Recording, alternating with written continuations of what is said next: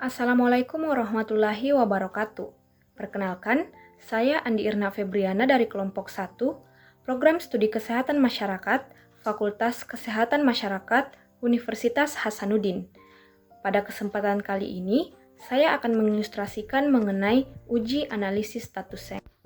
Tujuan uji dari analisis status SENG adalah untuk mengetahui apakah seseorang mengalami defisiensi SENG atau tidak.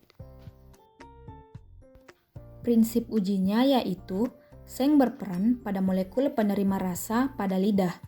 Tingkat ketajaman rasa dapat menggambarkan apakah seseorang mengalami defisiensi SENG atau tidak. SENG sulfat akan merangsang molekul penerima rasa pada lidah sehingga ketajaman rasa dapat diukur. Alat dan bahan yang digunakan yaitu yang pertama alat suntik tanpa jarum. Nah, alat ini digunakan untuk mengambil cairan ZnSO4.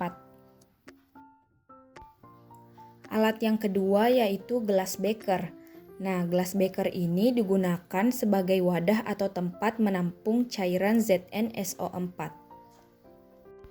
Kemudian, bahan yang digunakan yaitu cairan ZnSO4 0,1%. Prosedur kerjanya yaitu sebanyak 3-5 ml ZnSO4 0,1% disemprotkan ke dalam mulut responden dengan menggunakan alat suntik tanpa jarum. Cairan dibiarkan dalam mulut selama 10 detik. Sesudah itu dibuang dan kepada responden ditanyakan tentang apa yang dirasakan. Responden dikategorikan ke dalam 4 kategori yaitu yang pertama, tidak merasakan apa-apa atau seperti merasakan air biasa walaupun telah ditunggu 10 detik. Yang kedua, mula-mula tidak merasakan sesuatu dengan pasti, tetapi dalam beberapa detik kemudian terasa kering, kesat, atau manis. Yang ketiga, segera merasakan sesuatu dengan pasti, tetapi tidak sampai menyakitkan atau mengganggu. Rasa tersebut makin lama makin kuat. Yang keempat, segera timbul rasa yang kuat dan mengganggu sehingga responden langsung meringis. Selanjutnya yaitu interpretasi hasil. Apabila responden tidak merasakan apa-apa atau merasakan seperti air biasa setelah ditunggu 10 detik dan yang awalnya tidak merasakan apa-apa tetapi kemudian dalam beberapa detik terasa kering, kesat, dan manis, maka responden menderita defisiensi SENG.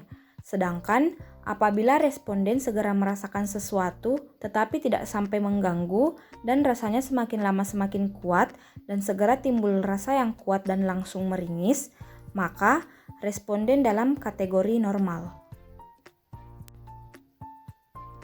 Dampak defisiensi SENG bagi kesehatan yaitu kehilangan nafsu makan, gangguan pengecapan, gangguan pertumbuhan, alopecia, disfungsi imun, hipogonadisme, luka sukar sembuh, dan gangguan kognitif seperti amnesia.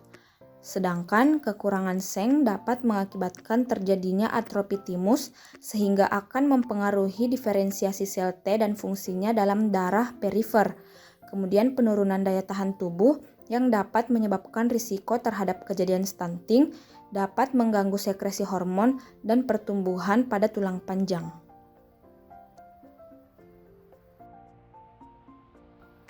Sumber pangan SENG itu dapat diperoleh dari sumber protein hewani seperti daging, hati, kerang, dan telur. Serelia tumbuk dan kacang-kacangan juga merupakan sumber SENG yang baik, namun mempunyai ketersediaan biologik yang rendah. SENG juga dapat diperoleh dari cairan pencernaan yang berasal dari pankreas. Kesimpulan yang dapat diambil yaitu analisis status SENG digunakan untuk mengukur tingkat ketajaman rasa pada lidah dengan menggunakan metode Kecap-Smith untuk menilai apakah seseorang mengalami defisiensi SENG. Dampak defisiensi SENG bagi kesehatannya itu kehilangan nafsu makan, gangguan pengecapan, gangguan pertumbuhan, alopecia, disfungsi imun, hipogonadisme, luka sukar sembuh, dan gangguan kognitif seperti amnesia. Untuk mencegah hal tersebut, kita dapat mengonsumsi makanan yang mengandung mineral SENG seperti daging, hati, kerang, dan telur serta kacang-kacangan.